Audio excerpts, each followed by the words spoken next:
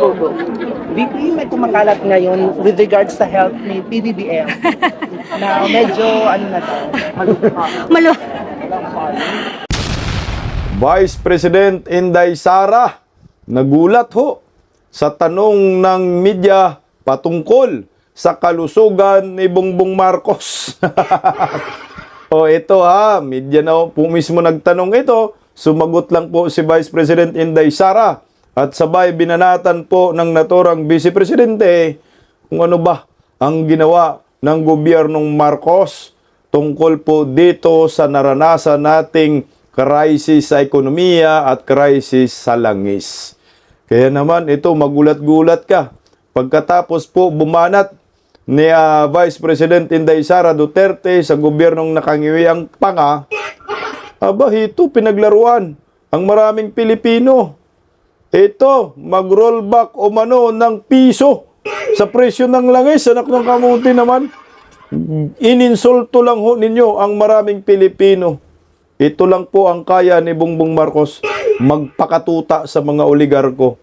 Napakawalang silbi po yung iginawad kay BBM na State of Energy Emergency kung sila po dyan sa Palacio de Polvoron ay nagpapakontrol dito sa mga oligarko. Wala na.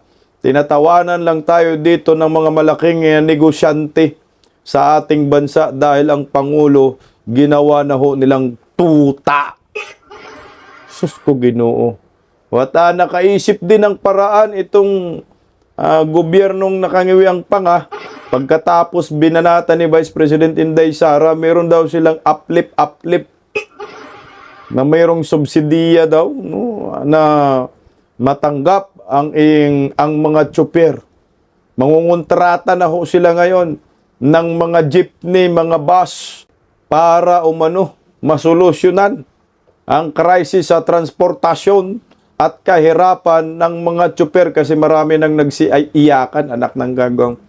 Medyo okay sa kabilang banda pero may negatibo pa ring epekto yung kanilang pinanggagawa lalo na ho sa mga ordinaryong mga mamayan na talagang kumikita lang ng minimum tapos ito hirap na hirap. Band-aid solution ang kanilang naisip pero yung long-term solution hindi po nila inisip yon. Mamaya pag-usapan po natin. Magandang gabi po sa ating lahat. Palike po muna, pa-share, pa-subscribe at pakipindot po ang inyong mga notification bell para lagi po kayong updated sa ating mga video at Bisdak Historiador, pangalawang YouTube channel ko po, pa-subscribe ho. Okay, so unahin na po natin itong mga banat ni Vice President Inday Sara Duterte laban po dito sa gobyernong Marcos. Kanina po kasi sa araw ng Kagitingan celebration, na-interview po si Vice President Inday Sara Duterte. Pero bago yan, pakinggan po natin ang kanyang mensahe na may patama rin sa gobyernong Marcos. Narito po.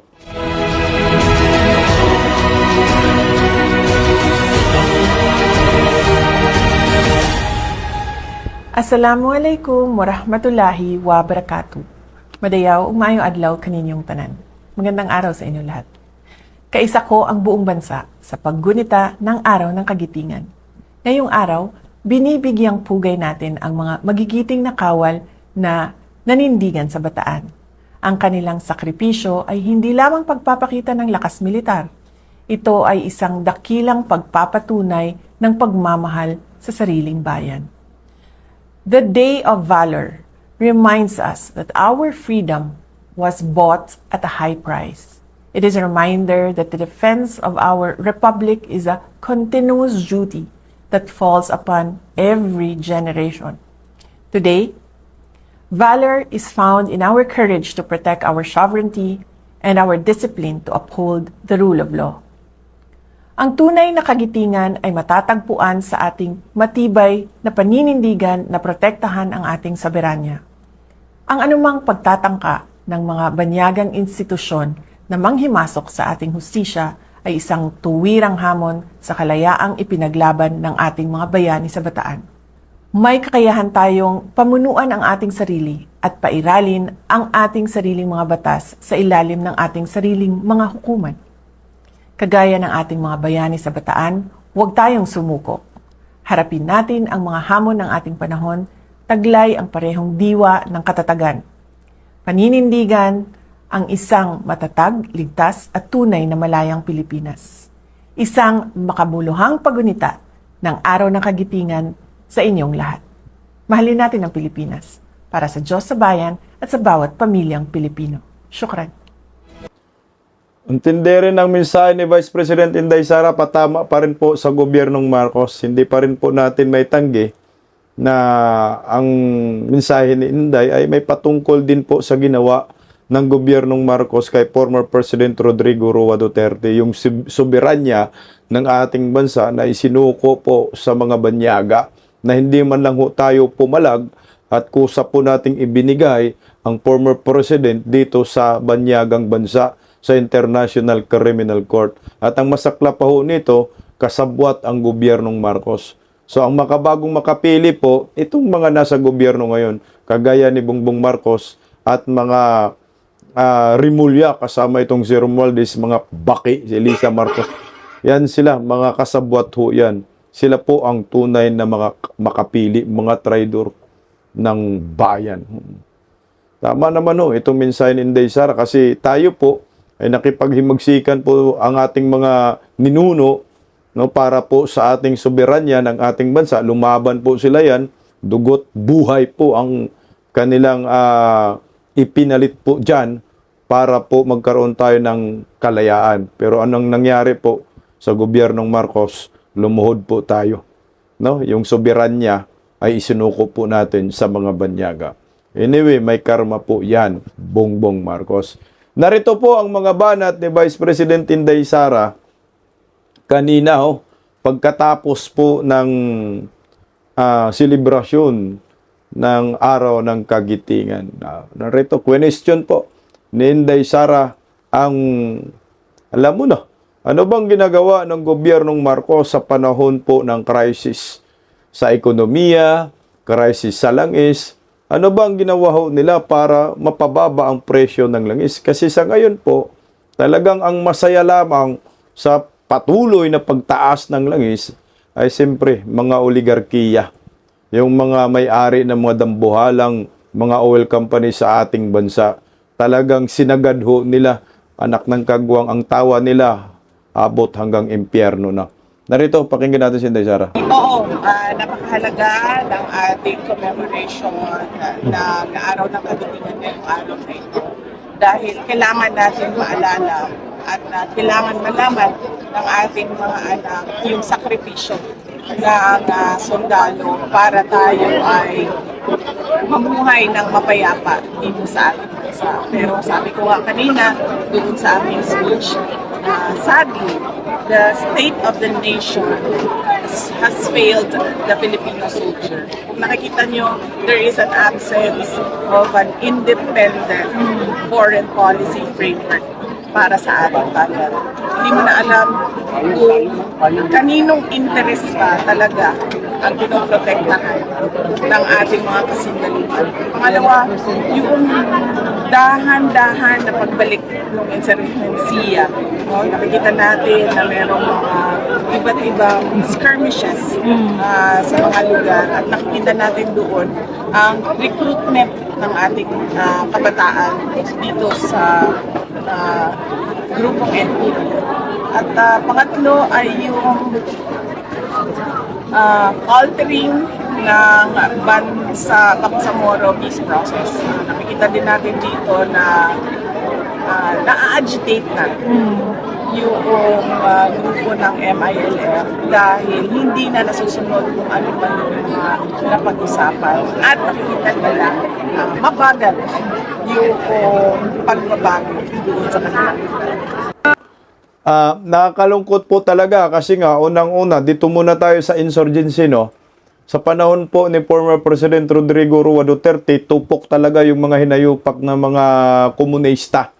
So humina ang kanilang pwersa, ang iba inaaresto, yung kuta talagang pinulpog ng Duterte admin dahil po sa NTF-ELCAC, no. Talagang epektibo yung ginawa ni Tatay Digong. Kasi the time, kay Tatay Digong, sabi ni Tatay Digong, peace talks tayo. pero tinatraidor po ng mga kaliwang grupo ang gobyerno. Kaya ang ginawa ni Tatay Digong, walang peace talks, gumawa po si Tatay Digong ng NTF-L Cup. Local peace talks yung ginawa ni Tatay Digong, naggudip si Tatay Digong, epektibo man dahil maraming nagsisoko na mga komunistang grupo, kasama na po yan, yung grupo ni Ka Eric na ngayon ay pinaglaban na po ni Ka Eric ang karapatan ng maraming Pilipino at talagang sumusuporta sa programa ng mga Duterte. Dito naman po tayo sa mga kasundaluhan, anak ng kagwang itong mga sundalo na ho ito. Ano ba ang pinoprotektahan ng mga sundalo? Interest ng mga politiko o interest ng maraming Pilipino?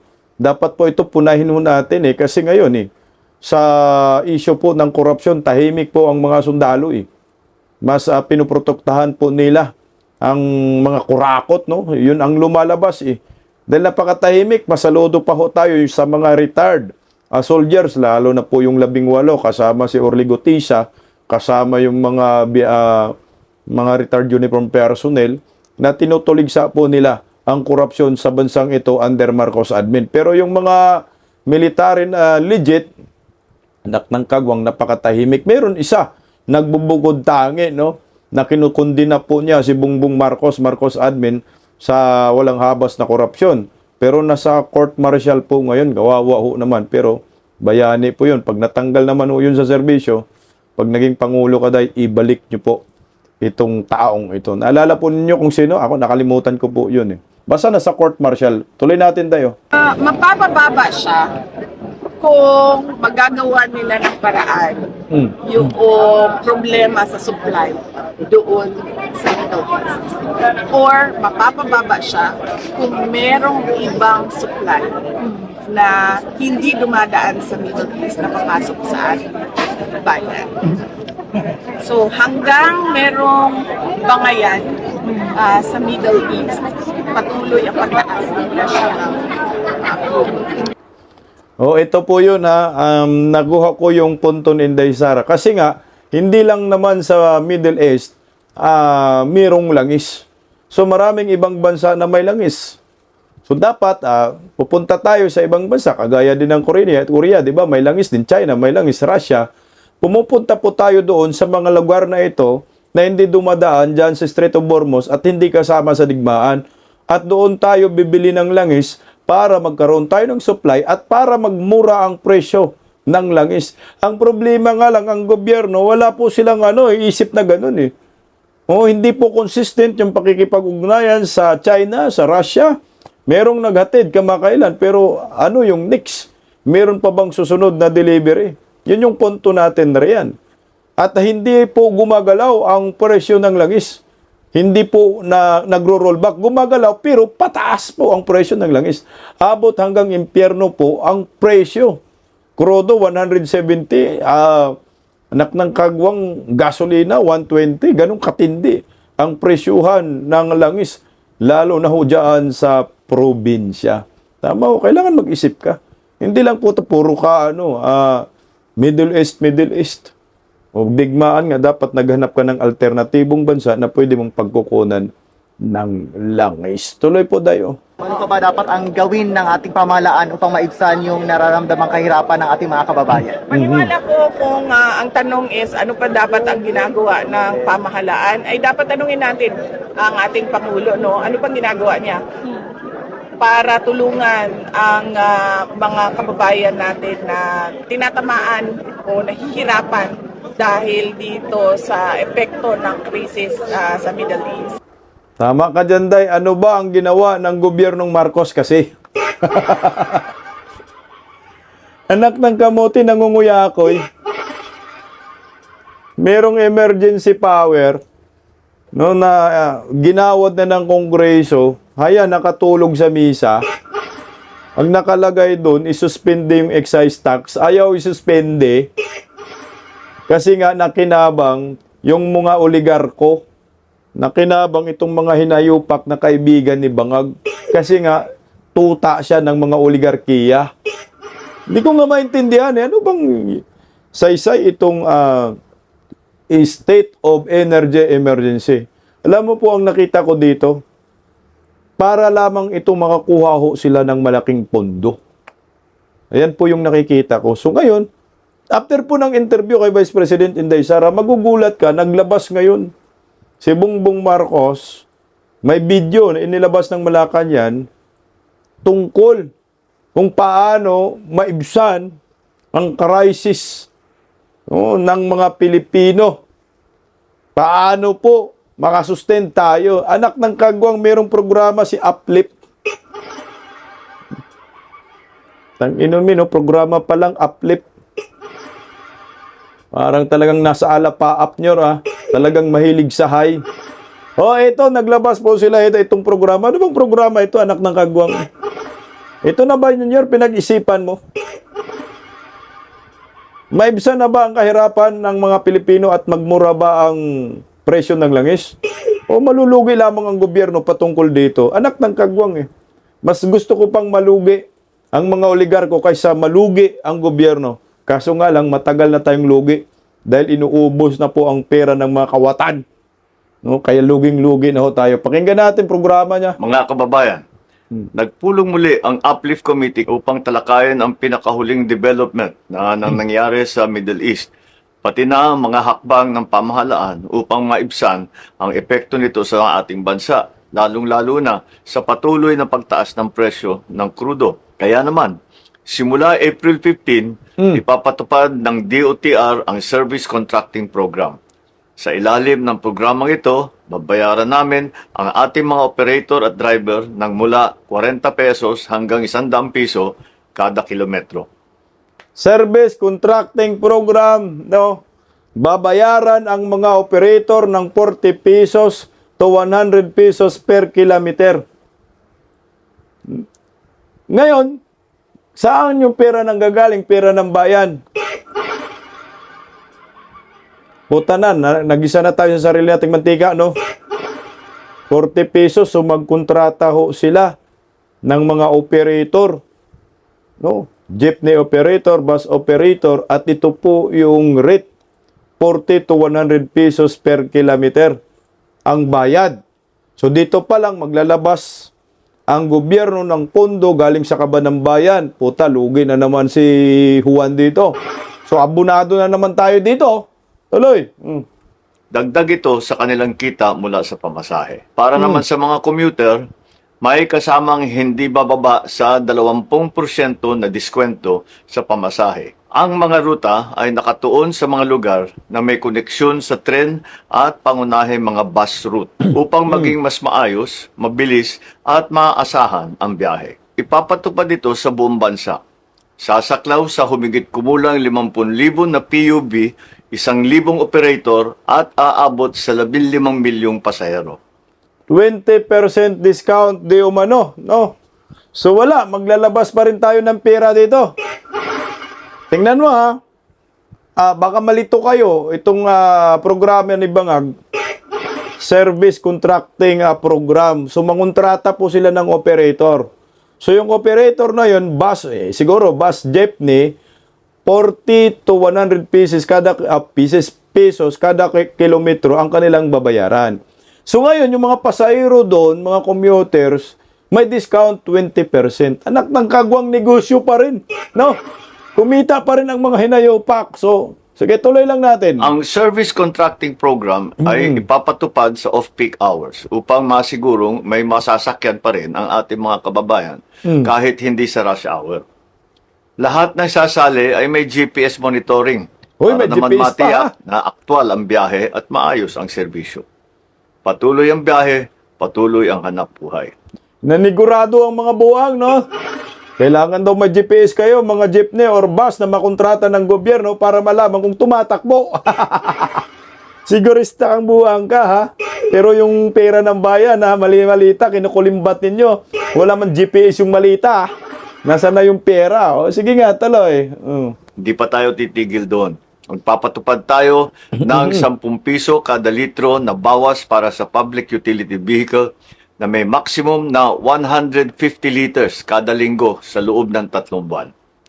Tingnan ninyo, 150 liters maximum, Magpapatubil ka, may diskwento daw na 10 pesos para sa mga 10 BS. Tama ba? 10 BS ba yun?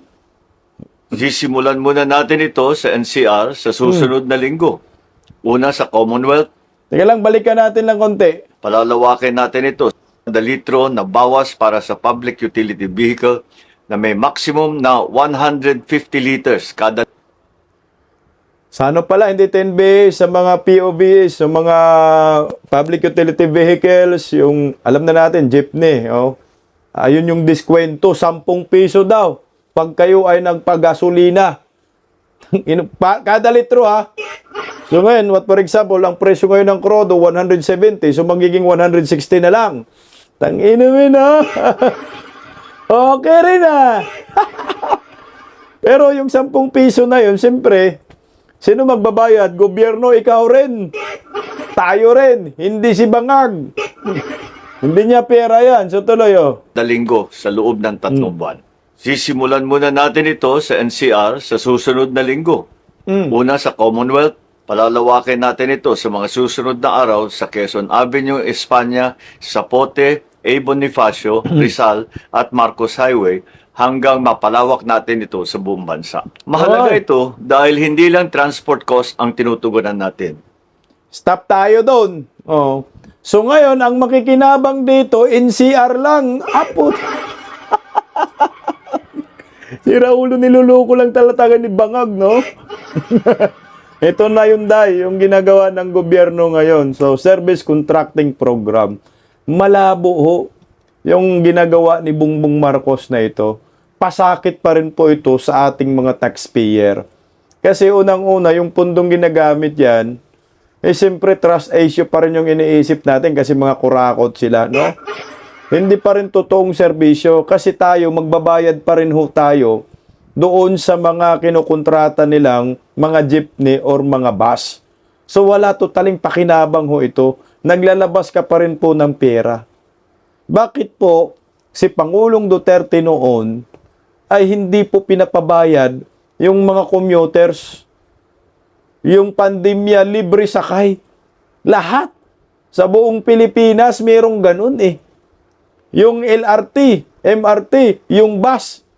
Di ba nakasubok kayo ng libreng sakay? Ako nakakasakay ako sa bus, walang bayad. Bakit? Pinapasan pa rin po natin ito. Total, nangulimbat na naman kayo ng pundo. Bakit ayaw nyo na lang librehin lahat ng mga sumasakay sa inyong service contracting program na mga bus? Bakit pagbayarin nyo pa rin kami? Kotsa, ito programa niya, NCR. Teka, ang Pilipinas ba NCR lamang? Luzon, Visayas at Mindanao po tayo. Hindi magagalit yung mga taga Mindanao nito. Magagalit ang mga taga Luzon, o taga North Luzon, taga Visayas, South Luzon. Kasi NCR lang daw ito. So, testing pa ang ugag. Pero kailan po ito? Kailan tatagal? At hindi malinaw kung once a week lang ba yung programa nila. Lalo na po dito sa mga jeepney operator. Kasi meron daw diskwento yung langis 10 piso bawat litro. Maximum of 150 liters. Yun po yung programa. Makakatulong ba ho ito o dagdag pasaanin lang din sa mga taxpayer kagaya ho natin? Kasi mag-aabuno ka eh. Yung 10 piso dayon, ang mag-aabuno yan, gobyerno. So yung perang gamit ng gobyerno, pera din natin. Puta, ginisa po tayo sa sariling mantika. So tuwang-tuwa na naman yung mga oligarko dito. So useless yung state of energy emergency mo, Bongbong Marcos. Dapat ang ginawa ho mo dito, nag-freeze ka dito sa langis at ibinalik mo sa dating presyo ng langis. Ibalik mo sa 60. Oh, 50, 70. Take it or leave it. Ibalik nyo mga oligarko. Pag hindi nyo ibalik, isasarado ko yung kumpanya ninyo, take over ko. Ganun dapat. Kasi meron ka ng kapangyarihan, iginawad sa'yo ng Kongreso. Pero ano ang ginawa mo? Hinayaan mo lang na mag-increase. Hindi mo pina-freeze yung presyo ng langis. Bakit kaya Tatay Digong nagawa yun ng pandemya? Pero ito hindi mo nagawa. Yan ang maliwanag. Nagpakatuta ka sa mga oligarko. Kasi presidente ka, anak ng kagwang lahat, posible. Kaya mo yan kung ang iniisip mo para sa kapakanan ng maraming Pilipino. O ito pa, tingnan mo ha, napuna ni Vice President Inday Sara itong gobyernong ito. Magugulat ka, biglang magkaroon di umano ng rollback sa langis. Alam mo ba yung rollback na yan? Malaking insulto sa maraming Pilipino. Piso yung rollback. Samantala yung increase 20, 30, 17, more than 10 pesos yung rollback. Yung taas ng langis, 20, 17, more than 10 pesos yung itinaas. Pero yung rollback piso, tangino min, ginagago tayo dito Hindi na ito makatwiran. Ito ay isang kalukuhan na. So maliwanag na si Bongbong Marcos ay tuta ng mga oligarko. Oh, makukontinto ka dito ng piso rollback, 3 piso to piso. Magro-rollback daw kasi. Kasi binabatikos na sila doon sa Estreto Bormos. Bakit hindi pa rin naramdaman ng mga Pilipino yung rollback? Oh, ito yung sagot nila. 3 piso-piso, yaward. O, ito, pakinggan natin. Dito naman po sa bansa, may namumuro na raw na bawas presyo sa petrolyo. Ayon sa isang oil industry source, posibleng mabawasan ng 2 pesos and 50 centavos hanggang 3 pesos and 50 centavos ang Anak kada ng litro ng kamote. diesel. Piso naman po ang posibleng tapya sa gasolina. Projection pa lamang ito ayon sa 3 araw na trading ng Mean of Platts Singapore na batayan ng presyuhan sa Pilipinas. Ibig sabihin, pwede pa pong mabago yan, mas mababa o muling tataas dahil may natitira pang 1 araw na trading day. Usap-usapan ng rollback matapos nga po magkasundo ng pansamantalang ceasefire ang Amerika at Iran. Putangin na, doon sila nakabase sa ceasefire. Pinaglalaruan tayo dito ng ng mga oligarko. Payag kayo dito? Di ba tayo na insulto dito o sobrang insulto? Rollback piso, pero yung taas 20. Tapos hindi pa sigurado daw kung mag-rollback, anak ng kagwang anong klaseng gobyernong ito. Parang nagtatrabaho na lang ang mga Pilipino para sa pambili lang ng langis. Pwede bang, Ginoo. Insulto po ito para sa atin. Hindi ba dito magre-react ang Palacio de Polvoron? Tika, bakit ganun? Insulto to sa mga mamamayan. Pag kayo nag-increase, sobra-sobra, lampas hanggang impyerno. Pero ito, piso talaga. My God, I hate drugs. Anong meron dyan? Tapos, mag-decrease ng piso. Tapos, sa susunod na linggo, mag-increase ng 20. Ito yung maliwanag na si Bongbong Marcos ay kontrolado ng mga oligarko. Ba't hindi siya nakakapalag dito? Hindi ito makatwiran. Hindi po ito makatao. Dapat ibalik nyo sa dating presyo ng langis. Itong hinayupak na 61, 60, 50. Hindi yung, Ginoo, 170, 120. Ano bang meron? Ang Pilipinas ngayon na leader, bakit hanggang ngayon ay hindi pa rin nila mapigilan itong panggagago ng mga oligarko sa maraming Pilipino? Meron ba kayong Meron ba kayong lagay? Tanong lang naman. Kung meron magkano kaya? Bilyon ba? Magkano bawat litro ng EWM? Posible, no? Kasi, ito, nagtatanong tayo, hindi naman tayo nag-aakusa. Posible, no? Na baka, anak ng kamote, yung bawat litro ng langis, sasabihin sa oligarko, 10 piso yan, mapupunta sa akin. Posible, ganun, kasi mga kawatan man. Ngayon, sabi ng oligarko, sige, 10 piso man sa inyo, wag nyo kaming pigilan na magtaas ng presyo ng langis. Aabutin namin ng 200 ito. Tapos sasabihin pa nila, teka lang, 200, magiging 20 na sa amin dyan. Paano baka pumalag ang taong bayan, di mag-decrease tayo kunyari ng piso at 3 piso. Talagang gaguhan po. Sindikato ang nagpapatakbo sa gobyernong Eto, yan ang malinaw dyan. Kaya ang kawawa, sino tayo? So napaglaruan lang ang mga Pilipino patungkol dito sa mga pautot ninyong rollback hinayupak piso. Rollback nyo mata ni bangag. Mukhang hindi na ho normal itong isip ng mga leader ng ating bansa. Talagang kontrolado na po ng mga negosyante, oligarko ang Pilipinas. Hindi na ho, parang hindi na normal. Abnormal na po ito. Normal na talaga. Wala na daw eh. Hirap na, tumatabingi na. At ito po, mga kababayan ko, natanong rin po si Vice President Inday Sara Duterte patungkol po sa kalusugan ni Bongbong Marcos. Pero kita mo yung video, no? Tumaba. Nung nakarang araw, putang ina, tinanong ni sabi, payat. Tapos ngayon, araw ng kagitingan, taba na naman. Ay, ito, tinanong si Inday Sara sa kalusugan. Ito galing sa media po ito. Alangan naman, tayo na naman sasabihin fake news. Medyo nagulat lang naman si Vice President Inday Sara sa tanong. Kasi ang tanong kasi, malubha na daw yung kalusugan ni Bangag.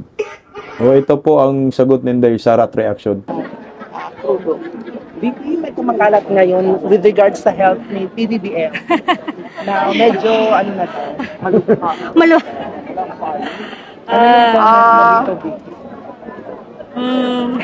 Good luck sa kanya. Thank you. Good luck, good luck niyo. Sana kayanin mo. Malubha yun yung tanong Kumakalat di umanong malubha na ang kalagayan ni Bongbong Marcos, sasabihin na naman ninyo fake news.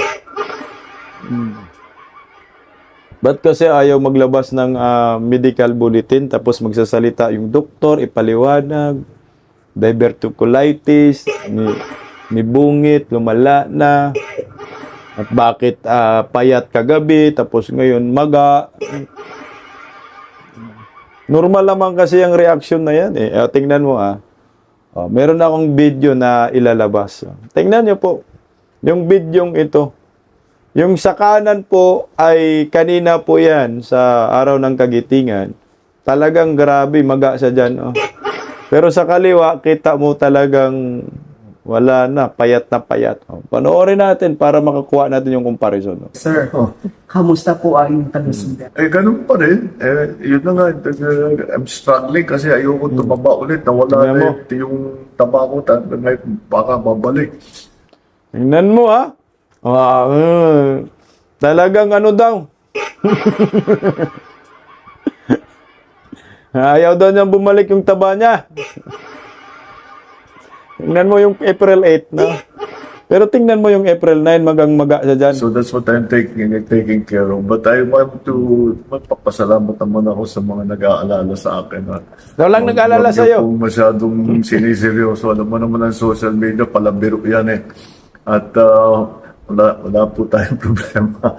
I'm back to my regular exercise. I've been back to my regular routine for the last 3 months na ito na watching my health, making sure that I'm always ready to do the work. Ito naman kanina. Grabe, no? Siya ba talaga yan? Sir, Ang layo, no? Kagabi, diet. Ngayon, maga. kamusta? April 8, April 9, isang gabi lang, ang laki ng itinaba. Again, dapat malaman po ng taong bayan, ano ba talaga ang estado ng kalusugan ng Presidente ng Republika ng Pilipinas. Pero meron pong nagpapaliwanag dyan na posible di umano na manas. No? Pag merong sakit, lalo na kung may sakit-sakit, magiging manas ka daw. Kaya maga. Pero, daw kasi nga ang PCO, DIB, yung kalbo. Kakasuhan daw yung mga nagpapakalat ng fake news na hindi maayos ang kalusugan ni Bangag. Alam nyo ho, di naman talaga maayos ang kalusugan ni Bongbong Marcos para sa akin. Ha. Unang-una, aminado naman sila na merong sakit na diverticulitis. So wala tayong update doon. Ano na ba ang nangyayari sa sakit ni Bongbong Marcos? Kahit sabihin ni Bongbong maayos ako at sabihin ni Claire Castro, hindi pa rin po yun enough para paniwalaan ng taong bayan.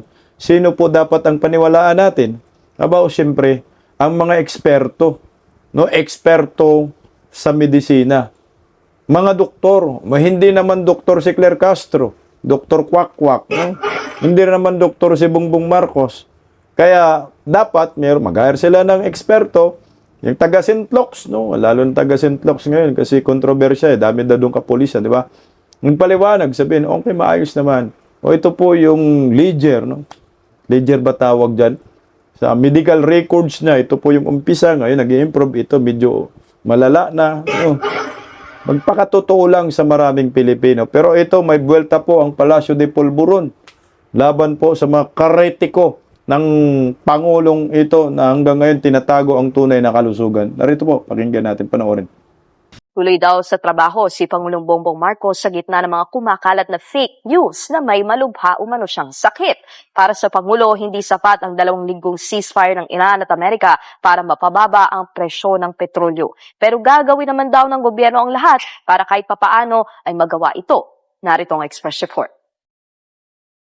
Huwag niyo pong masyadong siniseryoso. Alam mo naman ang social media, palabiro yan eh. Joker Si daw si Pangulong Mita. Bongbong Marcos na mismo ang sumagot sa mga nagtatanong tungkol sa kanyang kalusugan.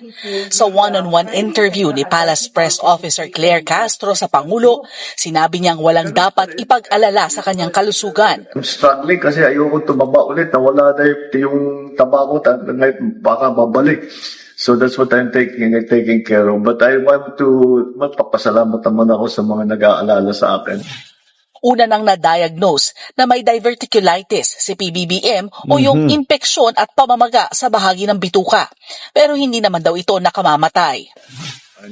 Sa gitna ng pag-iingat sa sarili, tuloy sa kanyang trabaho ang Pangulo. Dito na niya ring sinabing magandang oportunidad ang 2 linggong ceasefire ng Amerika, Israel at Iran para makapasok o makalabas na ang mga naiipit nating tripulante. What do you think po, paano ito makakatulong sa globally, sir, at sa atin? Well, natural. Kasi kasama dun sa agreement na pinag-usapan na dun sa ceasefire na bubuksan ang Straits of Hormuz. Libo-libong naiiwan dun sa ceasefire na nakaparking lang dun nag-aantay na makapasok o lumabas. So, magagawa na nila yung kanilang trabaho. So, we will take full advantage of the 2 weeks to increase our supply as much as possible. Naniniwala rin ang Pangulo na hindi sapat ang saglit na tigil putukan para mapababa ang presyo ng petrolyo. 2 weeks may not be enough time to bring the prices down, but maybe if it is extended further than that with the prospect of even better situation following, then prices will start to follow. Wala namang nabanggit sa panayam kung nakapagdesisyon na siya sa suspensyon o pagbabawas ng excise tax sa petrolyo. Nagbabalita mo. Yan na yun, excise tax talaga, pati yung VAT, dapat yan yung inanon nila, tinanggal muna, sinuspende. Useless nga yung state of emergency para sa excise tax pero hindi nila ginawa. So ang purpose lang state of emergency, magkakaroon lang sila ng billion-billion pondo. I think meron silang ilalabas na 8 billion na pesos para di umano dito sa mga programa ng uplift. High na lang sana, high lift. Wala, as in, kung dapat ganito ang gawin natin Bong, pwede bang mag-usap tayo, Bong? Pag Bong, hindi magbaba ang presyo ba, Bong, ng langis, Bong? Pwede ba, Bong, ikaw na lang yung bumaba, Bong? Parang na ba, no? Bong, kung hindi bababa sa dating presyo, Bong, 61, Bong, o 50, Bong, mahal na nga yung 59, Bong, 60 plus. 170 pa kaya, Bong? Ikaw na lang siguro, Bong, yung bumaba, Bong. Ibigay mo na lang siguro, Bong, kay Vice President Inday Sara ang pamamahala yung 2 taon, Bong. Nang maibsan man ang kahirapan ng taong bayan, Bong. Kasi, Bong, Ang EDSA ngayon, Bong, wala nang sasakyan, Bong. Baka sa sunod na araw, makikita natin, Bong, kabayo na, Bong, at kalabaw, Bong. Kasi nga, Bong, wala nang pambili ng langis po ang mga tao. O, tignan mo ito kanina, sa EDSA po yan, ha? O, panoorin natin. Kuha ko mismo yan, o. EDSA, April 9, 2026. Ang EDSA, wala nang sasakyan, Mm. wala nang jeepney, wala nang tao, wala nang pasahero, wala nang bus. Isa lang ang ibig sabihin nito. Bagsak na ang Pilipinas. Anak ng kamuti ka bangak, oh.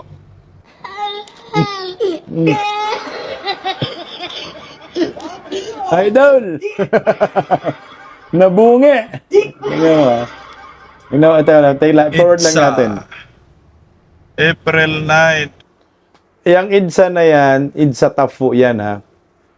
Grabe yan, ang traffic talaga ho yan. Kahit anong oras, ma-holiday ka man, or hindi holiday, ma-rush hour ka man, or hindi rush hour, traffic talaga yan. At makikita mo, marami talagang sasakyan dyan, maraming jeepney, maraming pasahero.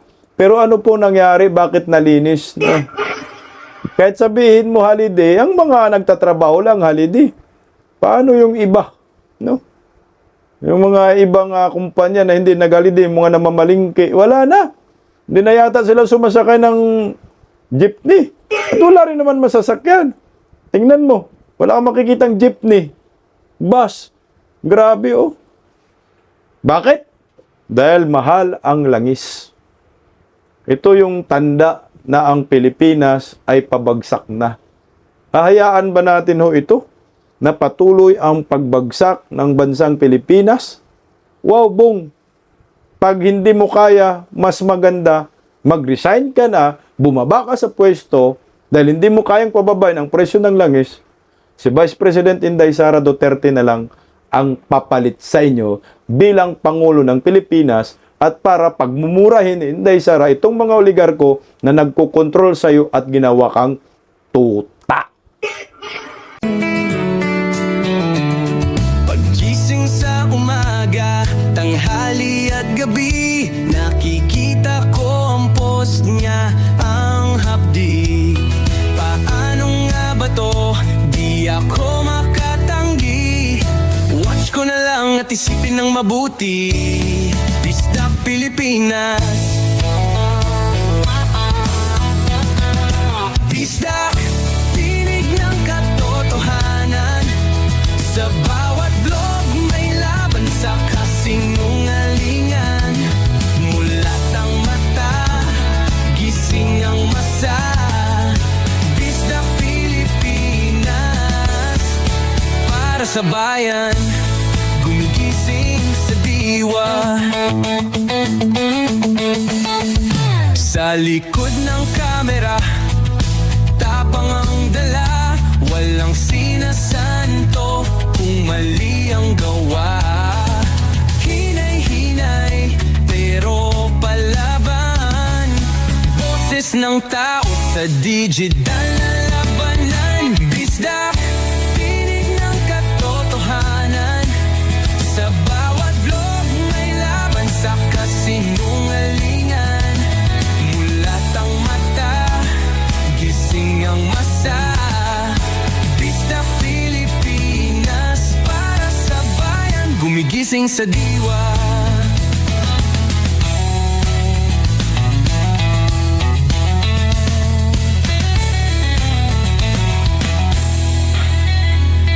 Hindi artista, hindi politiko, pero ang katotohanan, sigaw niya ay buo. Sa YouTube o Facebook man siya makita, may aral ka pa rin, may uwi sa bawat salita. Bisdak, gising sa katotohanan, di lang kwento, kundi panawagan. Sa bawat Pilipinong naghahanap ng liwanag, Bisdak Pilipinas, kasama sa pagbangon ng bayan.